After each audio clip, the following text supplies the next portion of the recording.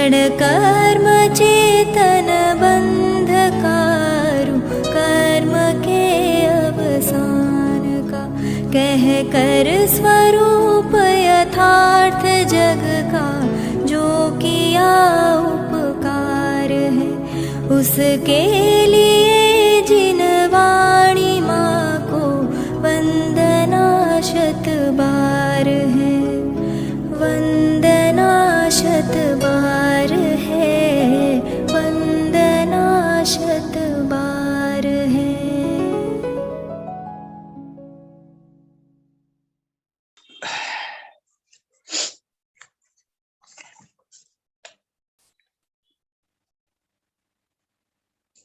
यस्य सच्छासनं लोके स्याद्वादामोघलाञ्छनं, सर्वभूतदयोपेतं दमत्यागसमाधिभृत्, नयप्रमाणसम्पुष्टं सर्वबाधाविवर्जितं, सार्वं मन्यैरज्जय्यं तं वीरं प्रणिदद्महे, तं वीरं प्रणिदद्महे।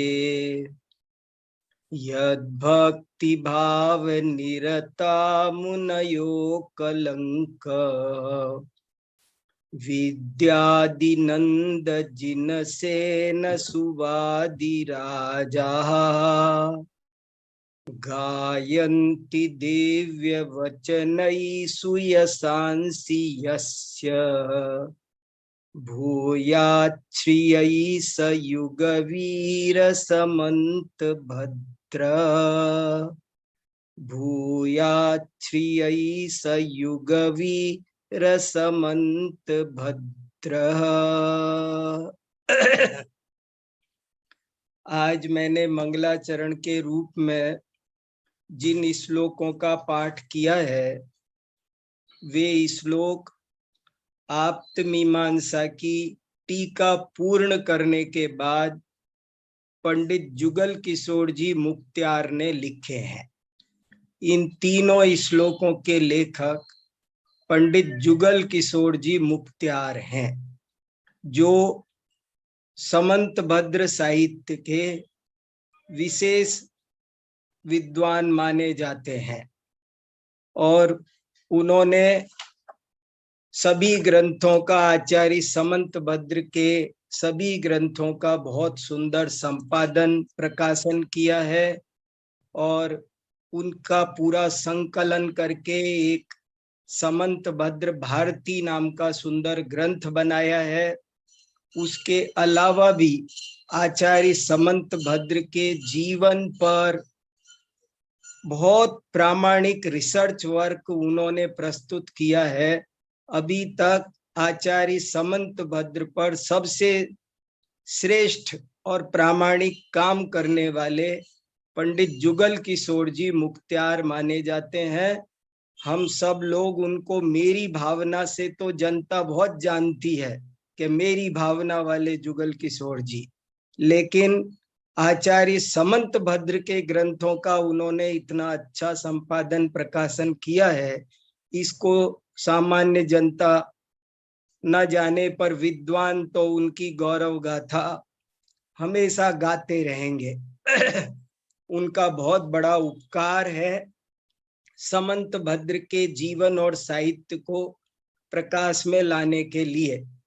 उन्होंने अपने जीवन में समंत भद्र विद्यालय बनाया। वे बहुत बड़े अंग्रेजों के जमाने में वकील थे, मुख्तार, लेकिन एक दिन कभी उन्होंने आचार्य समंत भद्र को पढ़ लिया तो उनको लगा कि ओ हो, असली वकील तो ये है, सच्ची अदालत तो यहाँ लगती है, इससे बड़ा न्यायालय और कहाँ होगा। और उनका जीवन बदल गया। उस दिन के बाद पंडित जुगल किशोर मुक्त्यार किसी कोर्ट में नहीं गए, सारा काम अदालत का छोड़ दिया और जीवन भर की कमाई उन्होंने आचार्य समंत भद्र को पढ़ने पढ़ाने के लिए समर्पित कर दी। उनका एक यादगार स्मारक दिल्ली में वीर सेवा मंदिर के नाम से अभी तक चलता है, जो बहुत बड़ा शोध संस्थान है। और उन्होंने एक अनेकांत नाम की पत्रिका भी प्रकाशित करना प्रारंभ किया, जो अब तक प्रकाशित होती है। इस तरह उनका बहुत बड़ा योगदान पंडित जुगल किशोर जी मुख्तियार का है। उनकी महिमा जितनी कहो कम है, तो हम उनका उपकार मानते हैं। इसीलिए ये 3 श्लोक आज आपको सुनाए। बहुत अच्छे श्लोक है, संस्कृत में लिखे हुए, और बहुत बढ़िया उन्होंने आप्त मीमांसा की व्याख्या की है।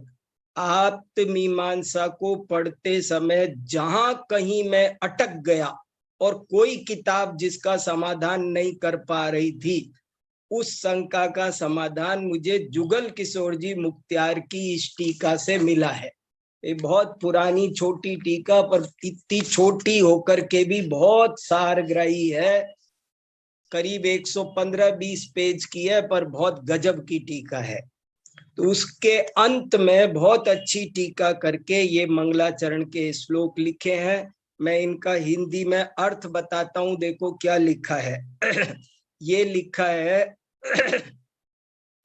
जिनका शासन सम्यक है, यस्य सत् शासनम। सत माने सम्यक, जिनका शासन, शासन माने, शासन शब्द का अर्थ भी हम सबको अच्छे से आ जाना चाहिए।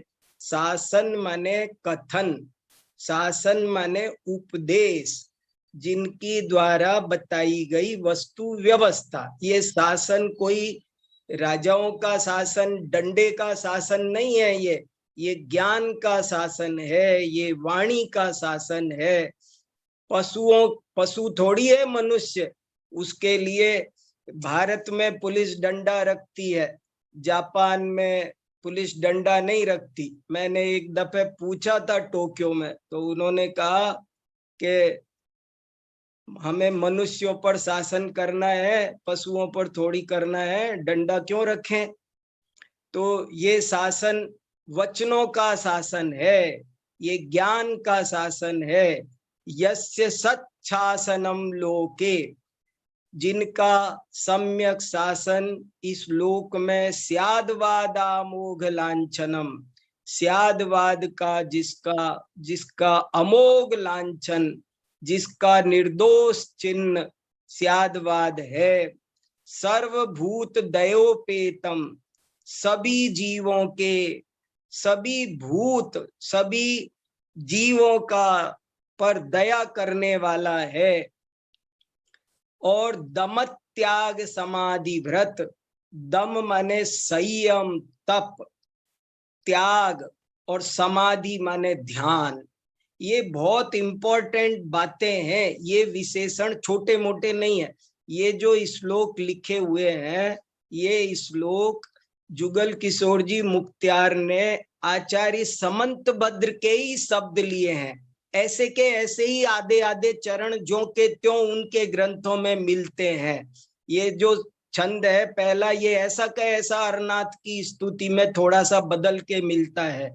तो दम क्या, त्याग क्या, समाधि क्या, इनका ही क्यों नाम लिया, ये क्यों महत्वपूर्ण है, इन सब बातों पर आप ध्यान देना। मैं तो केवल आपका ध्यान आकर्षित कर रहा हूं। ये बहुत ज्ञानियों का लेखन बहुत व्यवस्थित होता है, ज्ञानियों की बात में बहुत ज्ञान भरा होता है। वे उथला नहीं लिखते हैं, कुछ भी उठपटांग लिख गया ऐसा नहीं होता है। तो जिनका सम्यक शासन इस लोक में कैसा है, पहली बात स्यादवाद के निर्दोष चिन्ह वाला है। नंबर 2, ये बहुत बड़ी विशेषता है, जहां दया नहीं वहां धर्म नहीं। सर्वभूत दयोपेतम, सभी जीवों की दया सहित है। जहां हिंसा है वहां त्रिकाल में धर्म नहीं हो सकता। इसलिए सर्वभूत दयोपेतम, सब दुनिया के लोग धर्म धर्म की बातें तो करते हैं, पर धर्म के नाम पर तरह तरह के हिंसक अनुष्ठान बताते हैं। तो जहां हिंसा है वहां धर्म नहीं हो सकता। इसलिए दूसरा विशेषण ये गजब का है, सर्वभूत दयोपेतम। तीसरा, चौथा, पांचवा और भी गजब का है। धम्मो मंगल मुक्किट्टम अहिंसा संयमो तवो। जहां संयम है, तप है, वहीं धर्म हो सकता है। दम, त्याग, समाधि, ये मूल्य हैं जैन दर्शन के, धर्म के, साधना के, मोक्ष मार्ग के मूल आधारभूत तत्व हैं ये।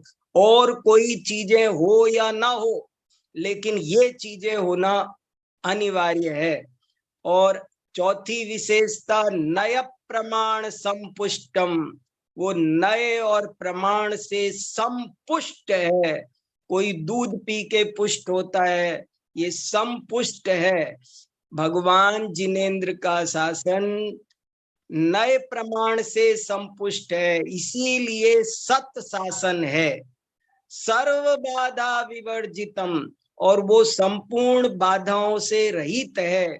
उसमें न प्रत्यक्ष से बाधा आती है, न अनुमान से बाधा आती है, न ऐसे सर्व बाधा विवर्जितम। बहुत विस्तार से चर्चा की जा सकती है इन श्लोकों पर। मैं तो आपका केवल, सब लोग बहुत गहरे स्वाध्यायी जुड़े हुए हैं अपने साथ में, सब समझ जाएंगे इशारों में। सारवम, अगली विशेषता है सारवम, गजब की विशेषता है। रत्न करंड श्रावकाचार्य में भी आगम की परिभाषा में सारवम, सार्वम माने सार्वजनिक, सबका है वो, मेरा तेरा किसी पंथ जाति का नहीं, प्राणी मात्र का है। सार्वम, अन्यैरज्जयम, और अन्यवादियों के द्वारा उसे जीता नहीं जा सकता। अन्यवादियों के द्वारा वो अजेय है, ऐसा जिनका शासन है। तम वीरम प्रणिदद्महे, उन वीर भगवान को, भगवान महावीर को मैं भक्ति पूर्वक प्रणाम करता हूँ। आप्त मीमांसा, वीर भगवान की स्तुति। यस्य सच्छासनम लोके स्याद्वादा मोघ लांछनम, सर्वभूत दयोपेतम दमत्याग समाधिभृत, नय प्रमाण संपुष्टम सर्वबाधा विवर्जितम, सार्वम मन्यैरज्जय्यम तम वीरम प्रणिदद्महे। और तीसरा श्लोक, और 3 श्लोक हैं, 2 श्लोक पढ़े, तीसरा भी बहुत अच्छा है, वो भी सुनने लायक है। यद भक्ति भाव निरता मुनयो कलंक, ये वसंत तिल का छंद है। शुरू के 2 छंद अनुष्टुप थे और ये तीसरा छंद वसंत तिल का है। जिनके भक्ति भाव में जो निरत माने लीन, मुनया, बड़े बड़े मुनिराज जिनके भक्ति भाव में हमेशा निरत रहते हैं, निरंतर रत रहते हैं, जिनके भक्ति भाव में बड़े बड़े मुनिराज हमेशा निरत रहते हैं, लगे रहते हैं, लीन रहते हैं। कौन बड़े बड़े मुनिराज? अकलंक, विद्यानंद, जिनसेन, वादिराज और आदि। जिनके भक्ति भाव में अकलंक, विद्यानंदी, जिनसेन, वादिराज आदि बड़े बड़े मुनिराज हमेशा मग्न रहते, डूबे रहते, जिनकी हमेशा गुणगान करते रहते हैं। गायन्ति दिव्य वचनई सुयशांसी यस्य, गायन्ति, गाते रहते हैं, दिव्य वचनई, दिव्य वचनों से, सुयशांसी, जिनके निर्मल यश को, जिनकी निर्मल कीर्ति को, सुयश, जीवन में सुयश मिलना मुश्किल है, यश कदाचित मिल जाए, लेकिन सुयश, सुयश किसको कहते हैं ये चर्चा हम पहले बहुत कर चुके हैं। निर्मल कीर्ति किसे कहते हैं? इच्छा मल है। यदि इच्छा करके पाया जाए यश, यश के लिए यश काम किया जाए, यश चाह कर यश पाया जाए, तो वो फिर निर्मल कीर्ति नहीं रही, वो निष्कलंक कीर्ति नहीं रही, वो सकलंक कीर्ति हो गई। तो जिनके सुयश को दिव्य वचनों के द्वारा अकलंक विद्यानंदी, जिनसेन, वादिराज जैसे बड़े बड़े अनेकानेक मुनिराज हमेशा गाते रहते हैं और उनके भक्ति भाव में तल्लीन रहते हैं। भूया श्रिय सयुगवीर समंत भद्र, वे युगवीर समंत भद्र। भूयात होवे श्रिय, भूयात श्रिय, ये जो श्री दिख रहा है वो श्रिय, श्रिय शब्द श्री शब्द की चतुर्थी विभक्ति का एक वचन है। श्री के लिए, लक्ष्मी के लिए, कल्याण के लिए वे निमित्त होवें। वे आचार्य समंत भद्र जो कि युगवीर हैं। युगवीर में उनका जुगल किशोर जी का नाम भी आ गया और समंत भद्राचार्य का विशेषण बन गया। बड़ी कुशलता से लिखा गया है। यद भक्ति भाव निरता मुनयो कलंक, विद्यादिनंद जिनसेन सुवादि राजा, गायन्ति दिव्य वचनैः सुयशांसि यस्य, भूयात् श्रियै सयुगवीर समंत भद्र। आप सब इन श्लोकों को गाने की कोशिश तो कम से कम जरूर से जरूर करना। शुद्ध गाना, इनको पढ़ना चाहिए। पढ़ने से आश्चर्यजनक ज्ञानावरण का क्षयोपशम होता है। बहुत क्रांतिकारी परिवर्तन जीवन में आएगा। आप प्रैक्टिकल करके देखना। अभी एक दिन मैंने यूनिवर्सिटी में 1 घंटे तक ये पढ़ाया था कि शुद्ध उच्चारण करने का क्या महत्व है। 1 घंटे तक क्लास ली थी और मैं तो कहा था कि जो व्यक्ति शुद्ध उच्चारण करता है समझ लो उसे आधा ज्ञान हो गया। मैं तो कई दफे बड़े बड़े इंटरव्यू तक मैं न्याय दीपिका का 2 पैराग्राफ बोलता हूं कि ये पढ़ के सुना दो, बस पढ़ के सुना दे बस। शुद्ध उच्चारण करना कोई मजाक काम नहीं। हमारे प्राकृत के, संस्कृत के इन ग्रंथों का लोग बड़े बड़े हो जाते हैं। हमको बहुत लोग मिलते हैं पीएचडी किए हुए तक भी, पर शुद्ध शास्त्रों का वाचन नहीं कर सकते। ज्ञानाराधना का पहला अंग है। ज्ञानाराधना के 8 अंग बताए हैं, 8 सोपान, जिसमें पहला सोपान है अर्थ शब्द शब्दाचार। पहले शब्दाचार। मुझे कोई व्यक्ति 1 पैराग्राफ पढ़ के सुना दे तो मैं समझ जाऊंगा कि वो कितने गहरे पानी में, बस मैं उतने से सब पहचान जाऊंगा वो कहाँ खड़ा है। 1 पैराग्राफ वो न्याय दीपिका का पढ़ के सुना दे, बस उसका अर्थ ना बताए, मैं कोई परिभाषा नहीं पूछ रहा, वो पढ़ के सुना देगा ना तो मैं पहचान जाऊंगा कि ये कितने गहरे पानी में है, और फिर चेक कर लेना वो उतना ही निकलेगा। इसलिए भैया ग्रंथों का खूब पाठ करो, बार बार पढ़ो। आत्मख्याति टीका पढ़ो, तत्वार्थ सूत्र पढ़ो, हमारे इन ग्रंथों का पाठ किया करो थोड़ी देर जोर जोर से। इनका उच्चारण करने से ज्ञानावरण का आश्चर्यजनक क्षयोपशम होता है। अरे इन आचार्यों की भाषा, हमारा मुख पवित्र होता है। जैसे स्तुति में कहते हैं ना पावन मेरे पान भये तुम चरणन परसते।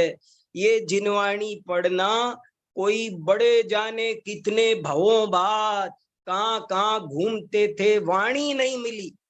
मनुष्य में जो वाणी है वैसी 84 लाख योनियों में अन्य जीवों के पास अन्य गतियों में कहीं ऐसी स्पष्ट वाणी नहीं है, पर हमको भाग्य से मिली है। आज हम जिनवाणी को बोल सकते हैं, तो इसको बोलो, शुद्ध बोलो। आरोय अवरो, कहाँ उसका वाक्य का विराम है, कहाँ संधि है, कहाँ शुद्ध उच्चारण करना बहुत बड़ी साधना है, तपस्या है, ये संयम है, ये तप है, ये ध्यान है। इन सब से सब चीजें बढ़ती है। तो इसलिए आप सब इन श्लोकों का जरूर से जरूर पाठ करना, बहुत लाभ होगा। थोड़ा विश्वास रखो, थोड़ा लगो तो सही इस मार्ग पर, जल्दी बहुत सफलता मिलेगी। हम लगते नहीं है, थोड़े दिन में वज्र भट्ट भी ठीक हो जाते, विद्वान बन जाते। हमने देखा है, बहुत लोगों को देखा है जीवन में जिन्होंने कभी ज्ञान आराधना नहीं की, बड़ी बड़ी उम्र में आकर के कई दफे शुरू करते हैं और थोड़े ही दिन में बहुत बड़े विद्वान बन जाते हैं। ये सब सच्चे मन से लगने का खेल है और कुछ नहीं। सच्चे मन से ईमानदारी से लगो तो बहुत अधिक फायदा इसका होगा। तो ये सुंदर मैंने आपको सुनाया। अब हम आप्त मीमांसा के अगले कारिका की ओर बढ़ते हैं। कल हमने जो कारिकाएं पढ़ी थी, बहुत सुंदर कारिकाएं थी। क्या बंध का कारण क्या है, कमाल कर दिया। मेरे चित्त में घूम ही रहा वो विषय भी अभी तक बराबर बना हुआ है। बंध का कारण कोई क्रिया नहीं है, बंध का कारण जीव का ज्ञान भी नहीं है। जीव में स्वयं में ऐसी शुद्धि अशुद्धि की योग्यता है। देखो कैसी गजब की बात है। सांख्य दर्शन कहता है कि जीव तो शुद्ध ही है, अशुद्ध तो प्रकृति है। सांख्य दर्शन में जीव को सर्वथा शुद्ध माना है, मीमांसा दर्शन में जीव को सर्वथा अशुद्ध माना है। मीमांसक कहते हैं कि जीव तो अशुद्ध ही है, शुद्ध तो वो परमात्मा है, परम ब्रह्म।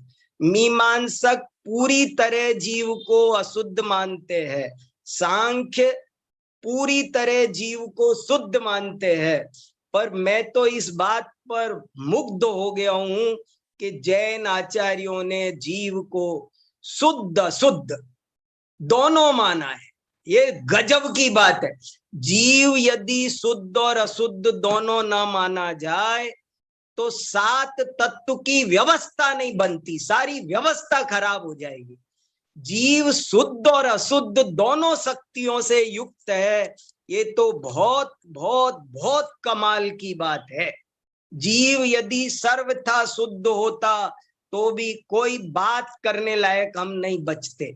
यदि जीव सर्वथा अशुद्ध होता तो भी हम कुछ बात करने लायक नहीं होते। ये रूमाल, मैंने कई दफे उदाहरण दिया, ये रूमाल यदि सर्वथा मैला है तो भी नहीं धोया जा सकता, और सर्वथा साफ है तो भी नहीं धोया जा सकता। यदि ये रूमाल सर्वथा मैला है तो कैसे धुल सकता है? धुल ही नहीं सकता, तो सर्वथा मैला है ना। और यदि ये सर्वथा साफ है तो धोने की जरूरत क्या है? इसलिए ये मैला भी है और साफ भी है, दोनों बातें सही है। तभी कोई पदार्थ अर्थ क्रियाकारी नहीं हो सकता। कोई भी पदार्थ अपनी क्रिया नहीं कर सकता यदि वो भावात्मक न हो, यदि वो नित्यात्मक न हो, यदि वो शुद्ध न हो। ऐसी बहुत सुंदर चर्चा है, बड़ी गजब की बात है कि कैसे वस्तु का स्वरूप है। जैन आचार्यों की ये बात बहुत व्यावहारिक, पारमार्थिक सारी व्यवस्था को बनाकर चल रही है कि जीव शुद्ध भी है अशुद्ध भी है। ऐसी बहुत महत्वपूर्ण बात है। अब मैं अगली कारिका आपके बीच प्रस्तुत कर रहा हूं। बातें तो अभी बहुत की जा सकती है उस विषय पर भी, पर संकेत ही काफी है। अब कारिका नंबर 101 आपके सामने प्रस्तुत कर रहे हैं। स्क्रीन पर आएगी क्या संजय जी? Very good. कारिका नंबर 101 बहुत प्रसिद्ध कारिका, बहुत क्रांतिकारी कारिका, बहुत ही उच्च कोटि की कारिका है। जरा ध्यान देना, आप्त मीमांसा की अगर 10 कारिकाएं सेलेक्ट करना हो तो ये कारिका जरूर सेलेक्ट करनी पड़ेगी। ऐसी गजब की कारिका है। क्या कहना चाहते हैं? इस कारिका ने क्रांति कर दी थी जैन साहित्य में। यही वो कारिका है जिसने जैन दर्शन में न्याय शास्त्र का विकास किया। आचार्य समंत भद्र को न्याय शास्त्र का संस्थापक माना जाता है। जैन न्याय के संस्थापक थे आचार्य समंत भद्र, ऐसा सब लोग कहते हैं। और उसका क्या प्रमाण है कि वे जैन न्याय के संस्थापक है? उसका प्रमाण ये 101 नंबर की कारिका है। नंबर भी गजब का है, 101। 101 नंबर में 101% काम हो रहा है। पूरा न्याय शास्त्र यहाँ से यही वो गंगोत्री है, यही वो गोमुख है जिसमें से निकलकर न्याय शास्त्र की गंगा पूरे देश में, पूरी पृथ्वी पर फैल गई। क्या कहती है ये कारिका? इस कारिका को समझने में थोड़ा ताकत लगाना पड़ेगा। और हाँ सुनील जी, 1 मैन आर्मी है ये। इस कारिका को समझने के लिए आपको थोड़ा फोर्स लगाना पड़ेगा। और मैं एक शब्द में कहूं तो इस कारिका को समझने के लिए आपको ऐसा सोचना पड़ेगा कि मैं 1800 वर्ष पहले, आप 1800 साल पहले पहुंच जाओ। आपको हमको आचार्य समंत भद्र के जमाने में पहुंचना पड़ेगा, जब तक पूज्यपाद नहीं हुए थे, जब तक अकलंक नहीं हुए थे।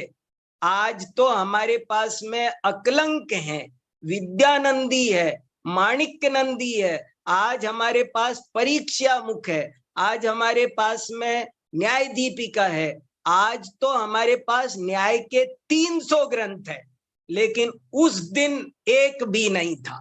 हमारे पास न्याय पर 0 सामग्री थी।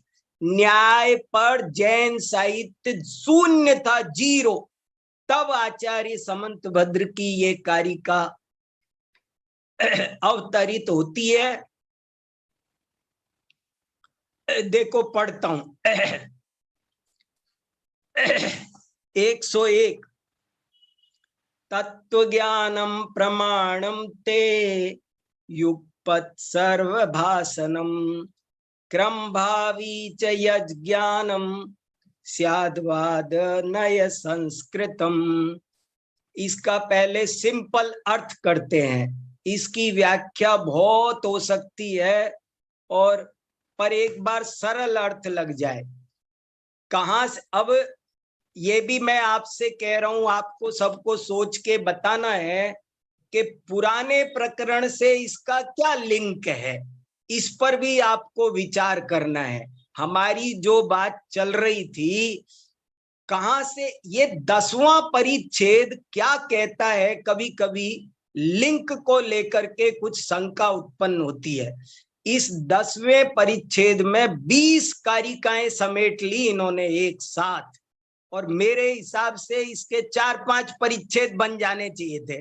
जिस हिसाब से उन्होंने 9 परिच्छेद बनाए, उस हिसाब से इस 10वें परिच्छेद में भी जो 20 कारिकाएं आई है, वे मुझे लगता है अलग अलग परिच्छेद बनाए जा सकते थे। लेकिन उन्होंने क्यों नहीं बनाए, ये विषय हम आपको सबको चिंतन करने का है। कारिका क्या कह रही है, अर्थ देखते हैं। तत्व ज्ञानम प्रमाणम ते युगपत् सर्वभाषणम। सबको कंठस्थ करनी है, जितने भी लोग सुन रहे हैं उनको ये कारिका कंठस्थ करनी है। तत्व ज्ञानम प्रमाणम ते युगपत् सर्वभाषणम क्रम भावी च यज ज्ञानम स्याद्वादन्नय संस्कृतम। उस जमाने में ये आप्त मीमांसा की रचना मेरे अनुमान के अनुसार सन 150 में हुई है, ऐसा मैं अंदाजा लगाता हूं। जैसा मैंने पढ़ा समझा तो उस हिसाब से इस कारिका को कितना समय हो गया आप कल्पना करो। और तब हमारे पास क्या जैन साहित्य था, क्योंकि सन 120 में आचार्य समंतभद्र का जन्म हुआ था, 135 में वे मुनि बन गए थे, फिर ये कारिका उसके बाद लिखी गई है। तो लगता है सन 150-60 के बीच में ये कारिका लिखी गई होगी। और उस समय हमारे पास धवला भी नहीं था, कोई न्याय ग्रंथ हमारे पास नए प्रमाण का विस्तृत वर्णन कुछ उपलब्ध नहीं था। सर्वार्थ सिद्धि में आया, वो भी 5वीं शताब्दी में जाकर आया। हाँ अलका जी, 1872 साल हो गए, देखो तो सही। तत्व ज्ञानम प्रमाणम ते, ते माने क्या? एक मुझे ये भी बात बहुत आकर्षित करती रहती है कि भक्ति की धारा नहीं टूट रही है, भक्ति का प्रवाह बिल्कुल बना हुआ है। न्याय जैसे नीरस विषय को भक्ति की सरस गंगा में, भक्ति की सुंदर मीठी चाशनी में लपेटकर परोसने का काम आचार्य समंतभद्र कर रहे हैं। तत्व ज्ञानम प्रमाणम ते, ते माने तुम्हारे मत में, हे अरिहंत भगवान, तुम्हारे मत में तत्व ज्ञान ही प्रमाण है। तत्व ज्ञान, सत्य ज्ञान, यथार्थ ज्ञान, वही प्रमाण है। तत्व ज्ञान, सत्य ज्ञान, यथार्थ। पिछली चीज से कहाँ लिंक हो रहा है मुझे कुछ दिखाई दे रहा है, पर पहले मैं आपका सुनूंगा कि ये कैसे पीछे से जुड़ रहा है। तत्व ज्ञानम प्रमाणम ते, हे जिनेन्द्र, हे अरिहंत, आपके मत में तत्व ज्ञान ही प्रमाण है।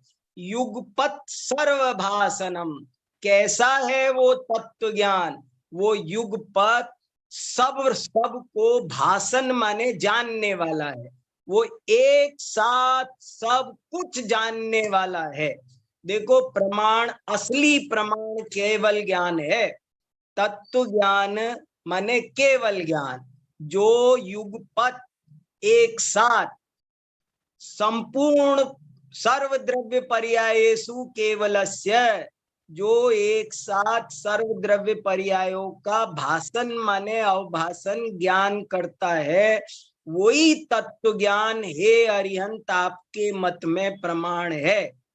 क्रम भावी च यज ज्ञानम, और जो ज्ञान क्रम भावी है। क्रम भावी में ह्रस्व इकार क्यों लगाया? हम हिंदी में तो दीर्घ लिखते हैं क्रम भावी, यहाँ पर छोटा ई क्यों लगा दिया? कोई अनाड़ी होगा तो सोचेगा गलत छपा हुआ है, और पेंसिल उठा के किताबों में लोग करेक्शन कर देते हैं जल्दी से, समझे बिना ही लोग किताब में करेक्शन कर देते हैं। अरे क्रम भावी यहाँ शुद्ध लिखा हुआ है, अशुद्ध नहीं है। ये नपुंसकलिंग एक वचन का है, ज्ञानम शब्द का विशेषण है। ज्ञानम नपुंसकलिंग है, एक वचन है, इसलिए क्रम भावी भी नपुंसकलिंग एक वचन है। क्रम भावी च यज ज्ञानम, यज ज्ञानम का क्या संधि विच्छेद है? यत ज्ञानम, जो ज्ञान क्रम भावी होता है। लेकिन स्यादवाद नय से संस्कृत हो तो वो भी प्रमाण है। हे जिनेन्द्र देव, हे अरिहंत देव, आपके मतानुसार युगपत सर्व पदार्थों को जानने वाला तत्व ज्ञान ही प्रमाण है। लेकिन जो ज्ञान क्रम भावी है वो भी यदि स्यादवाद नय से संस्कृत है। संस्कृत माने क्या होता है? यहाँ संस्कृत का मतलब संस्कृत भाषा नहीं, संस्कृत भाषा की किताबें प्रमाण है। ऐसे कुछ लोग भाषावादी बहुत होते हैं। संस्कृत में लिखा बताओ तो ही मानेंगे, प्राकृत में लिखा हो तो ही मानेंगे। पर जैन आचार्यों ने ऐसा भाषावाद नहीं माना है। जैन आचार्यों ने तो क्या कहा है भाषा के बारे में? मेरा एक लेख है जैन आचार्यों का भाषा दर्शन, 5-6 पेज का लेख है, और उसमें इस पर खूब चर्चा हुई है कि जैन आचार्यों की भाषा नीति कैसी है। जैन आचार्यों ने कहा दुनिया के बड़े बड़े धर्म तक भी, धर्म और धर्म के नेता भी, धर्म के पंडित भी, ये भाषा अच्छी है, दैवी है, और बाकी ये भाषा गंदी है, अभ्रंश है, म्लेच्छ है, ऐसे करते रहते हैं। लेकिन जैन आचार्यों का भाषा दर्शन क्या है? जैन आचार्य कहते हैं सर्व भाषा सरस्वती, सर्व भाषा सरस्वती, हर भाषा सरस्वती की पुत्री है। कोई भी भाषा अच्छी बुरी नहीं होती है भैया।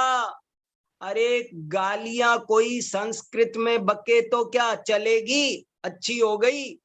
संस्कृत भाषा में कोई गालियां बके तो क्या उनको अच्छा माना जाएगा? और अगर कोई अच्छी बात, भेद विज्ञान की बात गंवार भाषा में करे, ग्रामीण भाषा में करे तो भी प्रशंसनीय होगा। भाषा कोई निंदनीय, प्रशंसनीय, बुरी, अच्छी नहीं होती, उसमें प्रतिपादित भाव अच्छे बुरे होते हैं। तो यहाँ संस्कृत का मतलब संस्कृत भाषा नहीं, बल्कि संस्कृत का मतलब संस्कारित, स्यादवाद और नय के द्वारा संस्कारित, संस्कार की गई, शुद्ध की गई जो ज्ञान क्रम भावी है, वो यदि स्यादवाद नय से शुद्ध कर दिया जाए तो वो भी प्रमाण है।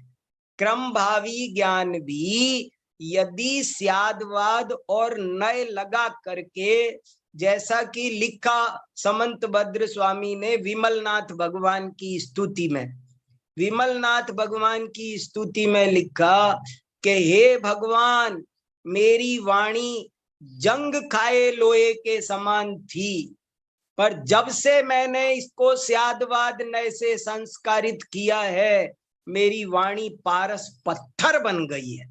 वाणी पारस बन जाती है यदि उसको स्यादवाद नय से धोया जाए, यदि उसको स्यादवाद नय से स्नान कराया जाए, उसका स्यादवाद नय का उसका संस्कार किया जाए।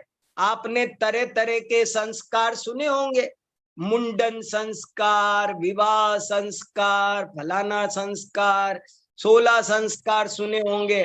देखो, सर्वोत्तम संस्कार है स्यादवाद नय का संस्कार। क्या होता है, कभी इस पर भी तो थोड़ा विचार करो। हमको समंत भद्र महाराज मिले हैं, इनको अगर हम समझ गए तो हमें सारा जिन शासन समझ में आएगा, असली चीज समझ में आएगी। बहुत उच्च कोटि की कारिका है और बहुत गहरा भाव भरा है। लेकिन अब इसकी और चर्चा अपन कल करेंगे। आपको और क्या क्या भाव भाषित हो रहा है वो अब आप लोग कुछ सुनाने की कृपा करें। चलो देखो भैया संजय जी। हाँ, जय जिनेन्द्र सभी को। हाँ प्रज्ञा, वेरी गुड, सुनाओ। आज बहुत सुंदर हमने अभी कारिका पढ़ी। 101 नंबर की 101 गुण वाली ये कारिका है। हाँ, और इसमें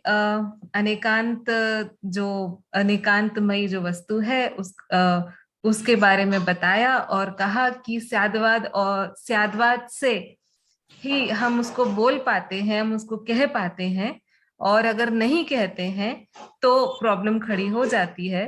तो आप ये जो कह रहे हैं कि पिछला कहीं से आ रहा है, तो वो हर कारिका में इसी कारिका की छाया है, मुझे तो ऐसा लगता है। बाकी आप में से कोई भी कुछ भी कहना चाहते हैं तो अभी कह सकते हैं। वर्धमान जी ने फिर से एक कविता भेजी थी, अगर वो सुनाना चाहे तो सुना सकते हैं। अच्छी कविता थी, स्यादवाद पर बढ़िया छोटी सी कविता भेजी थी, अगर वो सुनाए तो स्वागत है। हाँ, वर्धमान जी अगर हो। हाँ, हाँ, जय जिनेन्द्र गुरु जी। हाँ, सुनाइए सुनाइए, बहुत जय अच्छा जिनेन्द्र गुरु जी। लिखा। हाँ, सुनाओ। तूफान चलाओ तूफान, स्यादवाद का तूफान क्या है, सुनाओ जरा। हाँ, बहुत अच्छा लगा मुझे। एकांतवाद के महल ढहाता, हाँ, एकांतवाद के महल ढहाता, शादवाद तूफान चला रे। वाह अनेकांत में वस्तु बताता, नए प्रमाण से बोध कराता, जिनवाणी की बात बताता, आगम चक्षु यह कहलाता। वाह। अंधकार को दूर भगाता, समंत भद्र चक्रवात चला रे। हाँ, एकांतवाद के महल ढहाता, शादवाद तूफान चला रे। हर विवाद का हल हो जाता, शादवाद जब मध्य में आता। समंत भद्र की महिमा गाता, चिंतामणि पर चित हर्षाता। अन्य सभी मतंतरों पर करके एक प्रहार चला रे। एकांतवाद के महल ढहाता, शादवाद तूफान चला रे। जय जिनेन्द्र। वाह, बहुत अच्छा, धन्यवाद। हाँ, हाँ, बहुत सुंदर प्रज्ञा। कविता, बहुत सुंदर सुनाई वर्धमान जी ने। हाँ, हाँ, स्वयं प्रभा जी। वेलकम। जय जिनेन्द्र सभी को। हाँ, सुनाइए। मुझे इस कार्यक्रम में ये समझ में आया कि आचार्य देव ने हाँ, अपने जो क्षयोपम ज्ञान है छदमस्त को, उसको हाँ। भी केवल ज्ञान के बराबर स्थापित किया है, यदि वह ज्ञान शायदवाद नय से संस्कारित हो। वाह।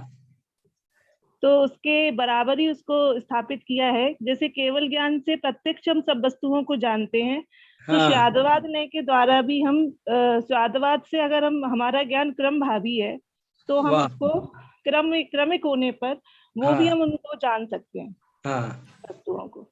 बहुत बढ़िया बात कही। ये कारिका वास्तव में महासागर है, इसमें गोते लगाने पड़ेंगे। आपने एक बहुत बढ़िया रत्न निकाल लिया उसमें गोता लगा के, कि एक बहुत इस ऐसे ऐसे बहुत रत्न है इसमें।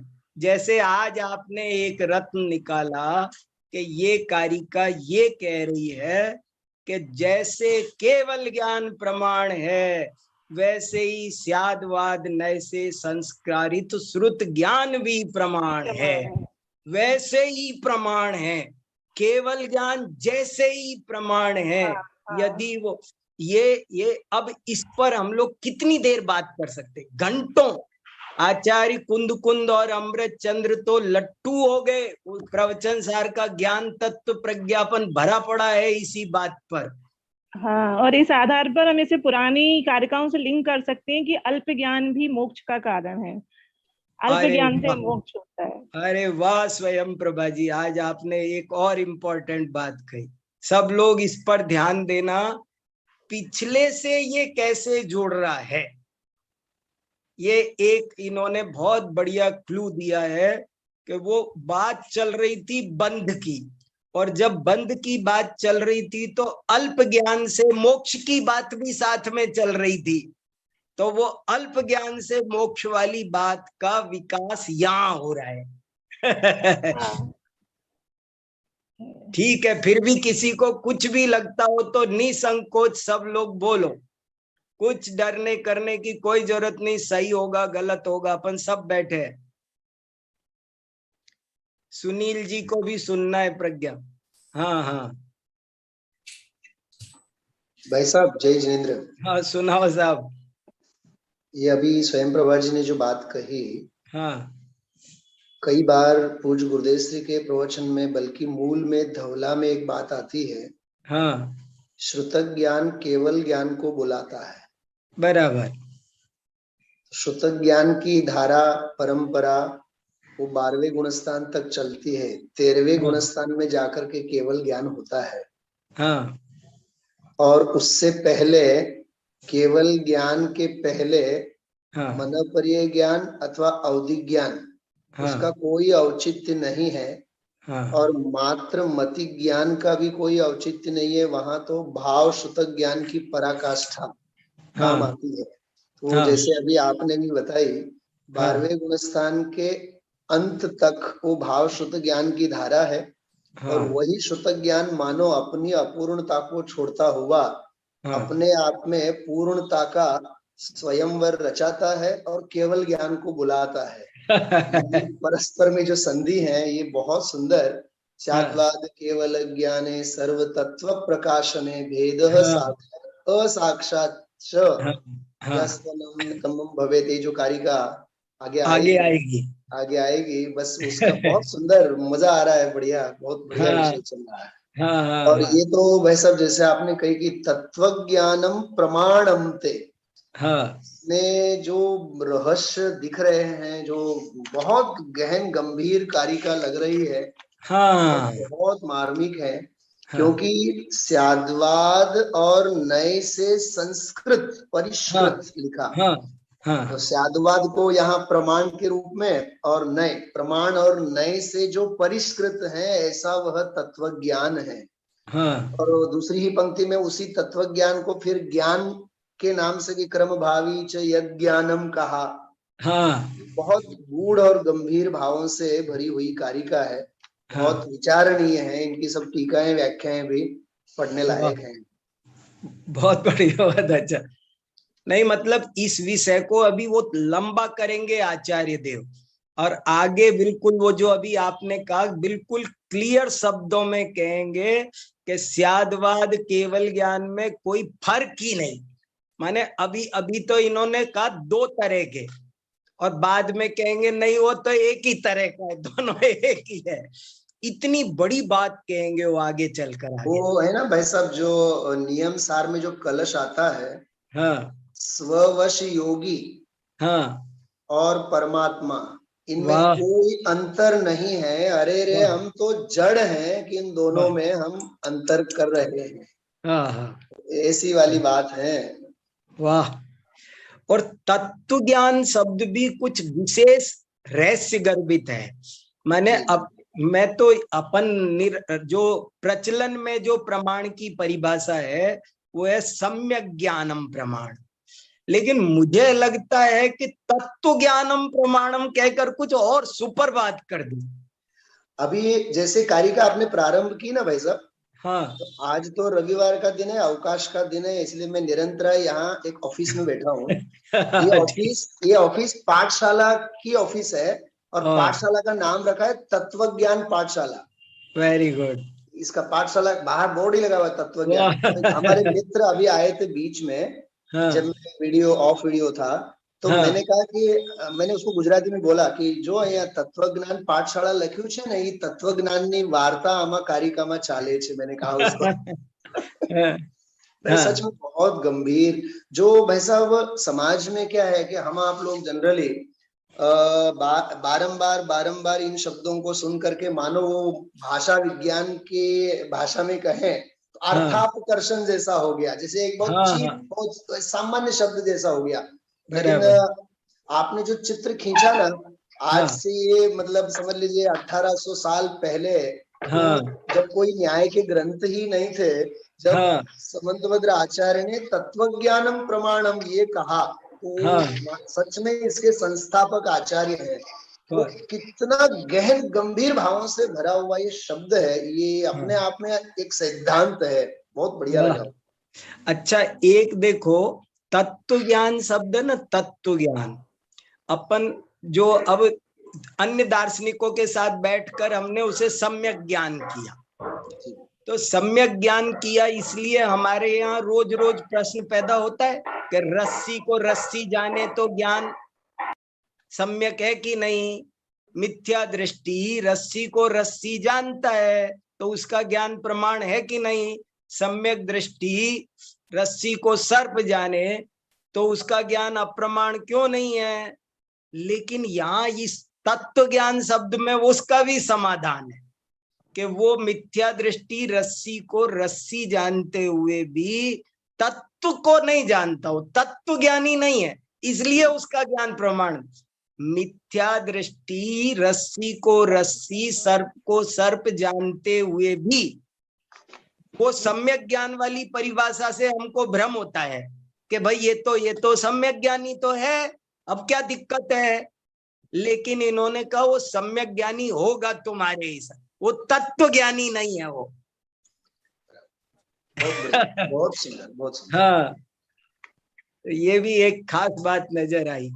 जी, और जी। ये जो आपने बताया ना कि धवला में जो आया है, वो मुझे जयपुर से ब्रह्मचारिणी विमला बहन जी ने बताया। मैंने वो धवला पुस्तक 9 पेज नंबर 35 उस पर ये पूरा का पूरा विषय बहुत विस्तार से आया है और बहुत साफ साफ आया है, बहुत अच्छा आया है।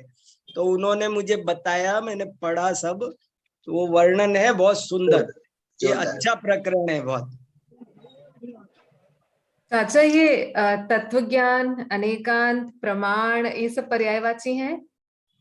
अब बताओ, चलो इस पर भी सोचो सब लोग। मैं भी सोचता हूँ सबको पर्यायवाची कह दें क्या? क्या क्या क्या क्या? तत्व ज्ञान, अनेकांत और प्रमाण, प्रमाण और स्याद्वाद और नए आपस में। क्या ये सब शब्द पर्यायवाची हैं क्या? अच्छा देखो, अच्छा कौन उत्तर देगा? मुझे उत्तर सुनना है। चाचा उत्तर सोच रहे हैं लोग, तब तक वीके जैन जी बहुत अरे मैं बताता हूँ, 1 मिनट का उत्तर है। सबसे पहला उत्तर है कि कथनचित एक है, कथनचित अनेक है। इतने दिन से पढ़ रहे हैं अपन, इतने दिन से पहला उत्तर ये देना है। कोई भी प्रश्न सामने आ जाए, ये सब समान है क्या? हम तो मैं स्यादवाद से सब सिद्ध कर दूंगा, ये सब एक ही है क्या? तो मैं बोलता हूँ एक, तब बाद में दिमाग लगाएंगे, लेकिन विवक्षाएं बाद में खोजेंगे। पहला उत्तर स्यादस्ति स्यादनास्ति। चलो हाँ सुनो आगे। पर महत्वपूर्ण यह है कि उसकी विवक्षा भी समझ में आनी चाहिए, वो करेंगे। मैं तो ये जानना चाहता हूं कि हमारा ध्यान एक तरफ भी तो नहीं जा रहा है, ये मैं चेक करता रहता हूँ कि अच्छा अंतर है क्या। अब कुछ तो सोचेंगे हाँ अंतर है, कुछ कहेंगे नहीं अंतर नहीं है। तो दोनों एक तरफ हो गए, दोनों एकांतवादी हो गए। अब स्यादवादी बनो सबके सब, तुरंत बोलो कि हाँ कथनचित है भी, कथनचित भी है।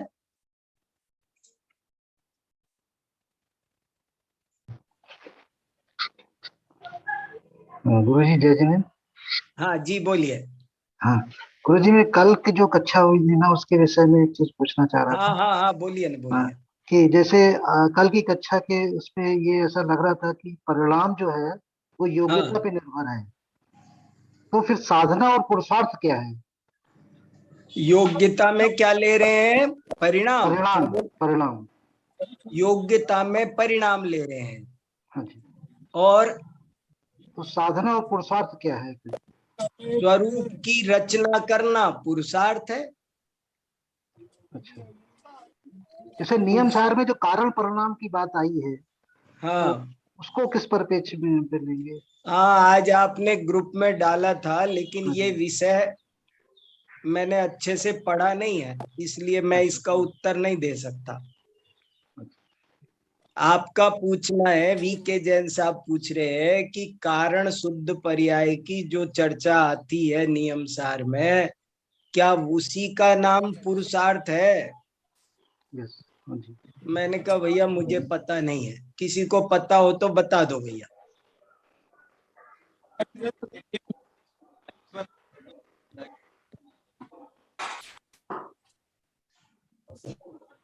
चलो और सुनो प्रज्ञा। हाँ, इस विषय पर हम और चर्चा कर रहे हैं। ये मोहिवाल जी का अनम्यूट है।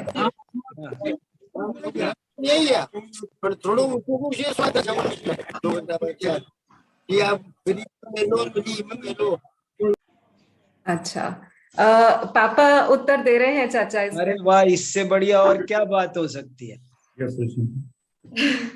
कारण शुद्ध पर्याय और पुरुषार्थ। आज प्रज्ञा देवलाली में है ना। अरे वाह, मैं अभी थोड़ा हेमचंद जी का फोन आ गया था, इसलिए उधर चला गया था बाहर। हाँ, जी भाई साहब, जी भाई साहब। ये तो प्रश्न मेरी क्यों हुआ, यही मुझे आश्चर्य है। हाँ, वही कारण शुद्ध पर्याय स्वयं पुरुषार्थ नहीं है। हाँ, पुरुषार्थ का पिंड जो ज्ञाय भाव है, हाँ, उसी का सरफेस यानी ऊपरी सतह, वर्तमान सतह है। बराबर। तो जो पुरुषार्थ तो सम्यक दर्शन ज्ञान चारित्र है, मोक्ष मार्ग के पुरुषार्थ की बात है जी। तो सम्यक दर्शन ज्ञान चारित्र रूप जो पुरुषार्थ है, हाँ, जिस समय स्वभाव का अवलंबन करती है पर्याय, हाँ, तो वो समय का द्रव्य वो कारण शुद्ध पर्याय है, यानी वो पुरुषार्थ का आधार है, पुरुषार्थ का विषय है, इत्यादि इत्यादि। हाँ, पुरुषार्थ पर्याय है, कारण शुद्ध पर्याय द्रव्य है। हाँ, उसका नाम ही पर्याय है, वो पर्याय नहीं है। वो तो भूत भविष्य वर्तमान में से वर्तमान का द्रव्य ऐसा भेद किया, इसलिए पर्याय नाम दिया है। बराबर बराबर, बहुत अच्छा। कार्य शुद्ध पर्याय पुरुषार्थ है। हाँ बिल्कुल, कार्य शुद्ध पर्याय कार्य भी है, और उस समय जो वीर्यान्त के क्षयोपशम या क्षय से प्रकट हो रहा है, मतलब उसमें जो पुरुषार्थ का यूज हो रहा है। मैं तो पुरुषार्थ को हमेशा बिजली जो इलेक्ट्रिसिटी है ना, वो पावर असल में वो पुरुषार्थ है जी। तो आप इलेक्ट्रिसिटी का उपयोग चाहे वॉशिंग मशीन में कर लो, चाहे कूलर में कर लो, चाहे हीटर में कर लो, पंखे में, बिजली में, कहीं भी कर लो। ऐसे छद्मस्त दशा में जितना वीर्यांतराय का क्षय उपशम है, उतना पुरुषार्थ सभी पर्यायों में लगता ही है। चाहे वो विकारी हो, उसमें भी जीव का पुरुषार्थ है। वो तो मोक्ष मार्ग की अपेक्षा उसको विपरीत पुरुषार्थ कहते हैं। बराबर। और जितनी निर्मलता है उसमें भी पुरुषार्थ है। पुरुषार्थ, अच्छा, पुरुषार्थ और वीर्य एक ही है क्या? पुरुषार्थ और वीर्य मूल, हाँ, वीर्यांतराय के क्षय से ही अनंत बल प्रकट होता है। केवली भगवान को अनंत वीर्य, वो ही अनंत पुरुषार्थ है। और अपने को भी वीर्यांतराय के क्षयोपशम से जो बल प्रकट होता है, काय के निमित्त से भी कहा जाता है, लेकिन है तो एक गुण का अन्य अनंत गुणों में रूप होता है। बराबर। ज्ञान में ज्ञानात्मक पुरुषार्थ, श्रद्धा में श्रद्धात्मक पुरुषार्थ, चारित्र में चारित्रात्मक पुरुषार्थ, यानी हर गुण की अपनी अपनी शक्ति से परिणमन होता है। लेकिन वो है छवि, मतलब इमेज वो वीर की है। इस तरह से बराबर बराबर। और सभी द्रव्यों में है। हाँ, सभी द्रव्यों में लागू पड़ता है पुरुषार्थ, लेकिन अन्य द्रव्यों की चर्चा कम होती है। क्योंकि शक्ति किस द्रव्य में नहीं है? शक्तिहीन कौन, उल्टा सोचे, शक्तिहीन कौन सा द्रव्य होगा? बराबर। धर्मास्ती अधर्मास्ती शक्तिहीन है क्या? बराबर। शक्तिहीन हो तो वो अपना परिणमन कैसे करेंगे? सही है, सही है, बहुत बढ़िया। गुण जो है वो गुण उस प्रकृति के अनुसार शक्ति स्वरूप ही होता है। लेकिन शक्ति माने पावर और गुण माने क्वालिटी। बहुत बढ़िया, बहुत बढ़िया। ज्ञान गुण है, लेकिन ज्ञान में ज्ञान रूप परिणमन करने की सामर्थ्य है, जानने की सामर्थ्य है। इस तरह हर गुण में उस गुण के स्वभाव के अनुसार कार्य करने की शक्ति है। तो बिना शक्ति के कोई गुण नहीं हो सकता, बिना स्वभाव के कोई स्वभाव नहीं हो सकता। जो अस्ति नास्ति इत्यादि परस्पर विरुद्ध धर्म है, तो इनमें भी अस्तित्व रूप रहने, वस्तु में स्वद्रव्य क्षेत्र काल भाव से सतरूप रहे ऐसी शक्ति है, परद्रव्य क्षेत्र काल भाव से असतरूप रहे ऐसी शक्ति है। ये कोई कमजोरी नहीं है। बहुत बढ़िया, बहुत बढ़िया, बहुत बढ़िया, बहुत अच्छा, बहुत बढ़िया, बहुत बढ़िया। वीके जैन साहब का समाधान बहुत बढ़िया, उनके बहाने हम सबको पता चल गया। पर गुरुजी, मेरा ये कहना था कि ये जो कार्य पर्याय है या परिणमन है, ये तो योग्यता पे निर्भर है। मतलब ये तो निश्चित है पहले से। भाई साहब म्यूट हो गया। हाँ जी। 5 समवाय में योग्यता भी एक फैक्टर है। जैसे गेहूं के बीज में गेहूं का ही दाना फसल में निकले, ऐसी योग्यता है। लेकिन उसके निकलने में जो उसकी एनर्जी, जो उसकी ताकत यूज होती है, वो उसका पुरुषार्थ। तो योग्यता स्वभाव नाम के फैक्टर में जाएगी, समवाय में जाएगी, और पुरुषार्थ उसको तद्रूप परिणमन करने की शक्ति के उसमें जाएगा। लेकिन शक्ति की पहचान अपन होनहार या कार्य से ही करते हैं कि काय की शक्ति, काय की शक्ति। तो फिर श्रद्धा, सम्यक दर्शन में श्रद्धा रूप परिणमन कर, श्रद्धा में सम्यक रूप परिणमन करने की शक्ति, इस तरह कार्य से ही पहचाना जाता है उसको। पुरुषार्थ को भी, काय का पुरुषार्थ, पहले बहुत पुरुषार्थ कर रहे, तो काय में किया, पैसा कमाने में किया, कि ज्ञानार्जन में किया, कि मोक्ष मार्ग में किया, काय में किया। बिना कोई भी समवाय की चर्चा हुए तो पहले कार्य खड़ा करना चाहिए, किस कार्य के संदर्भ में ये बात कर रहे हैं। सही है, बहुत बढ़िया, बहुत अच्छा। एक प्रश्न आया था, तत्व ज्ञान अनेकांत प्रमाण। हाँ, इसका क्या समाधान है? जी जी। हाँ, देखिए, अनेकांत और प्रमाण तो ज्ञान का विषय है, ज्ञान के भेद हैं प्रमाण और नय। स्यादवाद शब्द में दोनों आ जाते हैं, प्रमाण और नय गर्भित ही स्यादवाद है। क्योंकि स्यादवाद मई तेरी वाणी, तो वो क्या है कि वो प्रमाण से भी वस्तु को बताना, वो भी एक अपेक्षा हो गई। प्रमाण भी स्वयं में एक अपेक्षा है।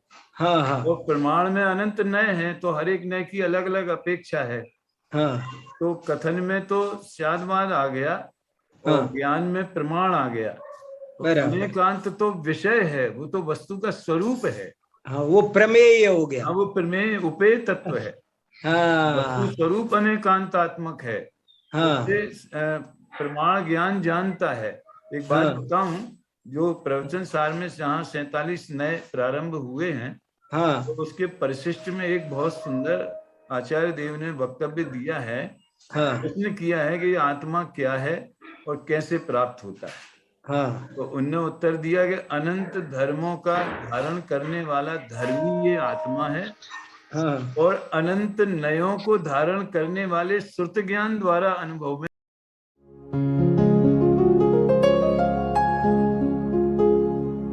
निज निधि निज में बताए, यह अनंत उपकार है उसके लिए जिन वाणी माँ को वंदना शत बार है, वंदना शत बार है, वंदना शत बार है।